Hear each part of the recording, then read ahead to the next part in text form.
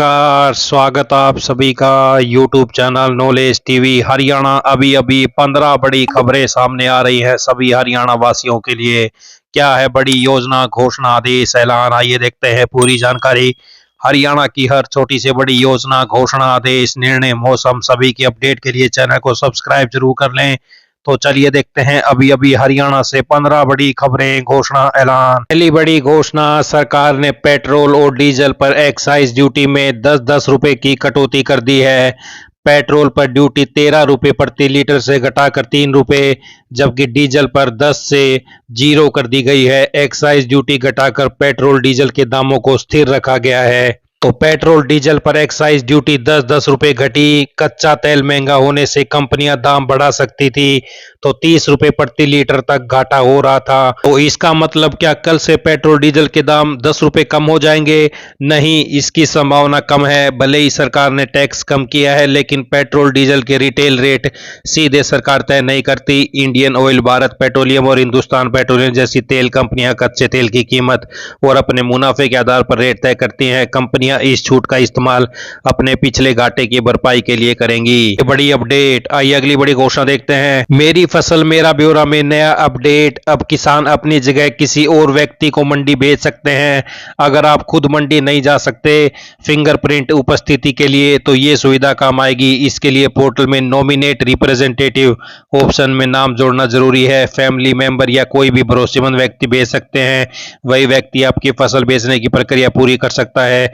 जरूरी बात, बिना रिप्रेजेंटेटिव अपडेट किए दूसरा व्यक्ति काम नहीं कर पाएगा। आइए अगली बड़ी घोषणा देखते हैं। तो फसल बेचने के लिए किसान का मंडी आना जरूरी नहीं, बायोमेट्रिक हाजिरी में दी छूट। हरियाणा में रबी सीजन की फसलों जैसे सरसों और गेहूं को न्यूनतम समर्थन मूल्य पर बेचने वाले किसानों को सरकार ने राहत दी है। अब मंडी से गेट पास लेने की प्रक्रिया को आसान बनाते हुए किसानों को बायोमेट्रिक वेरिफिकेशन में खुद उपस्थित रहने की अनिवार्यता से आंशिक छूट दे दी गई है। सरसों की सरकारी खरीद 28 मार्च से शुरू होगी। नए नियमों के तहत अब किसान अपनी जगह परिवार के सदस्य, किसी परिचित व्यक्ति या आढ़ती को अधिकृत कर सकता है। अधिकृत व्यक्ति मंडी में फसल लेकर पहुंचेगा और बायोमेट्रिक मशीन पर अंगूठा लगाकर सत्यापन कराएगा, जिसके बाद गेट पास जारी किया जाएगा। किसानों और आढ़तियों के विरोध के बाद राज्य सरकार ने यह संशोधन किया है। भारत सरकार की नई योजना, प्रधानमंत्री श्रम योगी मानधन योजना, असंगठित क्षेत्र के कामगारों के लिए पेंशन का मजबूत सहारा। अगर आपकी आयु 18 से 40 वर्ष के बीच है तो आज ही जुड़े पीएम श्रम योगी मानधन योजना से। योजना की प्रमुख विशेषताएं, आप जितना मासिक योगदान करते हैं उतना ही सरकार भी आपके खाते में योगदान करती है। 60 वर्ष की आयु के बाद 3000 रुपये मासिक पेंशन मिलेगी। योजना विशेष रूप से मजदूर, रिक्शा चालक, रेहड़ी पटरी विक्रेता, घरेलू कामगार, निर्माण श्रमिक एवं अन्य असंगठित क्षेत्र के कामगारों के लिए है। तो पंजीकरण कैसे करें? नजदीकी सीएससी केंद्र पर जाएं, आधार और बैंक विवरण दें, सरल प्रक्रिया में पंजीकरण पूरा करें। अधिक जानकारी के लिए नजदीकी सीएससी केंद्र पर संपर्क करें। बड़ी योजना। ये अगली बड़ी घोषणा देखते हैं। तो वहीं सोनीपत जिले से ही पेंशन धारकों के लिए जरूरी सूचना। डीसी ने बताया कि माननीय पंजाब एवं हरियाणा हाईकोर्ट के आदेश पर सोनीपत जिले में पेंशन दस्तावेजों की जांच जारी है। जिन पेंशन धारकों ने अभी तक जांच नहीं करवाई उन्हें एक और मौका दिया जा रहा है। अपने क्षेत्र अनुसार यहां पर जाएं। सोनीपत नगर निगम अंत्योदय भवन एडीसी कार्यालय, सोनीपत ब्लॉक बीडीपीओ कार्यालय सोनीपत, मुडलाना, कथुरा, गोहाना, मुरथल, गन्नौर, राई संबंधित बीडीपीओ कार्यालय में जाएं। खरखोदा ब्लॉक व एमसी एसडीएम कार्यालय खरखोदा में जाएं। गोहाना एमसी कार्यालय गोहाना में जाएं। सरपंच, वार्ड मेंबर व ग्राम सचिव द्वारा व्यक्तिगत संपर्क भी किया जा रहा है। देरी न करें, दस्तावेज जांच कराएं और भविष्य की परेशानी से बचें। अधिक जानकारी के लिए जिला समाज कल्याण कार्यालय सोनीपत से संपर्क करें। तो ये पेंशन धारकों के लिए जरूरी सूचना। ये अगली बड़ी घोषणा देखते हैं। प्रदेश में नए उद्योगों को प्रोत्साहित करने के लिए राज्य सरकार नव उद्यमियों को लीज पर प्लाट देगी। 23 जिलों में करीब 1 दर्जन जिले एनसीआर में पड़ते हैं, जहां जमीन के रेट अधिक है, जिस कारण उद्यमियों के लिए उद्यम लगाना आसान नहीं है। सरकार ने इस समस्या को समझते हुए नए वित्तीय वर्ष में लैंड ओन लीज नीति लागू करने का फैसला लिया है। तो नए वित्तीय वर्ष में राज्य सरकार द्वारा लैंड ओन लीज नीति लागू करने की योजना नए उद्यमियों को कारोबार के लिए लीज पर जमीन देगी हरियाणा की सरकार। आई अगली बड़ी घोषणा देखते हैं। हरियाणा के फरीदाबाद जिले में सरकारी स्कूलों में रील और मीम बनाने के कई मामले सामने आए, जिसके बाद शिक्षा विभाग अलर्ट हो गया। इसको लेकर जिला शिक्षा अधिकारी की ओर से लेटर जारी किया, जिसमें लिखा है कि टीचर, एनी वर्कर और स्टूडेंट रील, मीम और एंटरटेनमेंट को लेकर वीडियो बना रहे हैं। जिला शिक्षा अधिकारी ने सभी सरकारी स्कूलों के मुखियाओं को निर्देश जारी कर कहा कि स्कूल समय के दौरान किसी भी प्रकार की रील या मनोरंजन के लिए वीडियो बनाने की अनुमति नहीं होगी, क्योंकि इससे पढ़ाई, अनुशासन और स्कूल की गरिमा पर प्रतिकूल प्रभाव पड़ता है।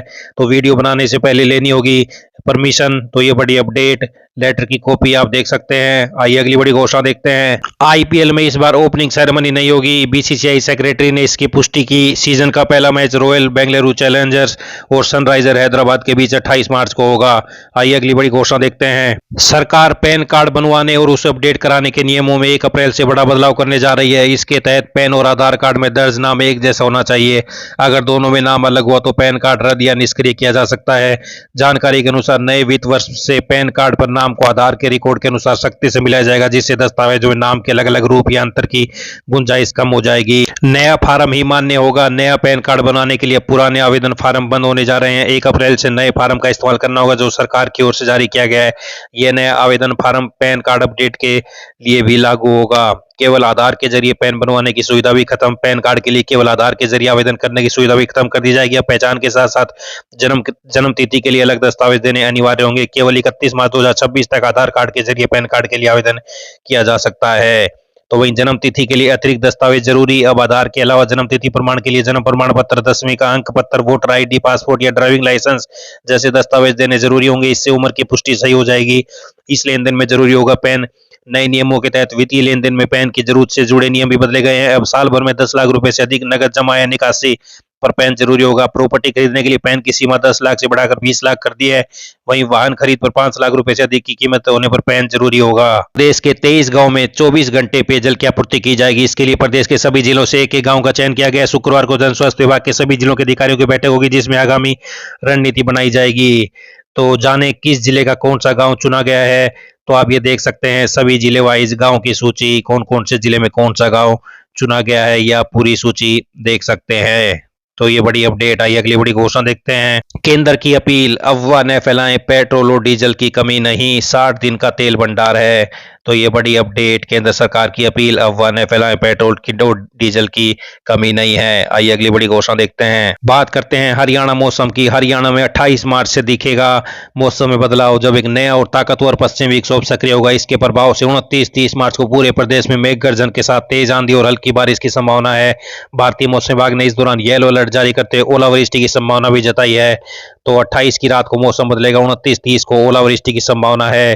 तो ये बड़ी अपडेट आई। अगली बड़ी घोषणा देखते हैं। तो चिराग योजना के तहत आवेदन कर दें। आर्थिक रूप से कमजोर वर्ग के विद्यार्थियों को निजी स्कूलों में निःशुल्क शिक्षा उपलब्ध कराने के लिए चलाई जा रही चिराग योजना का दायरा इस बार और बढ़ गया है। इस बार प्रदेश के 1108 स्कूलों में 47,255 सीटें हैं। तो ये बड़ी अपडेट, 30 मार्च तक आवेदन किए जा सकेंगे। कक्षा 6ठी से 12वीं तक 1 से 5 अप्रैल के बीच ड्रा निकाला जाएगा, तो जल्दी आवेदन कर दें 30 मार्च तक। तो ये बड़ी अपडेट। तो अंबाला से 17 स्कूलों ने सहमति दी है। भिवानी में 113, चरखी दादरी में 20, फरीदाबाद में 18 स्कूलों ने, फतेहाबाद में 57, गुरुग्राम में 20, हिसार से 96, झज्जर से 60, जींद में 81, कैथल में 76, करनाल में 80, कुरुक्षेत्र में 66, महेंद्रगढ़ में 37, नूह में 33, पलवल में 58, पंचकुला में 9, पानीपत में 54, रेवाड़ी में 21, रोहतक से 28, सिरसा से 58, सोनीपत से 60, यमुनानगर से 31 स्कूलों ने दाखिलों के लिए सीटें आवंटित की हैं। जिला शिक्षा अधिकारी ने बताया कि चिराग योजना के तहत कक्षा 6ठी से 12वीं तक की कक्षाओं में निःशुल्क शिक्षा देने के लिए दाखिले किए जाते हैं, लेकिन आवेदन प्रक्रिया 30 मार्च तक चलेगी। तो ये बड़ी अपडेट, जल्दी आवेदन कर दें। आईटीआई पास युवाओं के लिए हर जिले में लगेंगे रोजगार मेले। हरियाणा के मुख्यमंत्री नायब सैनी ने निर्देश दिए कि आईटीआई पास पर शिक्षकों की शिक्षुता और प्लेसमेंट डाटा को एकत्रित कर पोर्टल बनाया जाए। साथ ही आईटीआई से पास आउट प्रशिक्षुओं का डाटा राज्य के उद्योग संस्थानों को उपलब्ध कराए जाने के लिए डिजिटल पोर्टल का निर्माण किया जाए। हर जिले में रोजगार के लिए बड़े मेले लगाए जाएं। तो ये बड़ा आदेश जारी।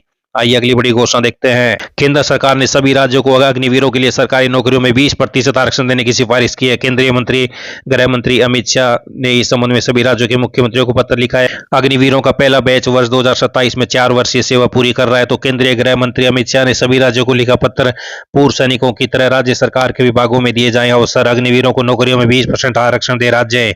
तो ये बड़ी अपडेट, ये सभी हरियाणा वासियों के लिए बड़ी खबरें, घोषणा, देश ऐलान, पल पल की अपडेट मिलती रहेगी। चैनल को सब्सक्राइब जरूर कर लें। बहुत बहुत धन्यवाद।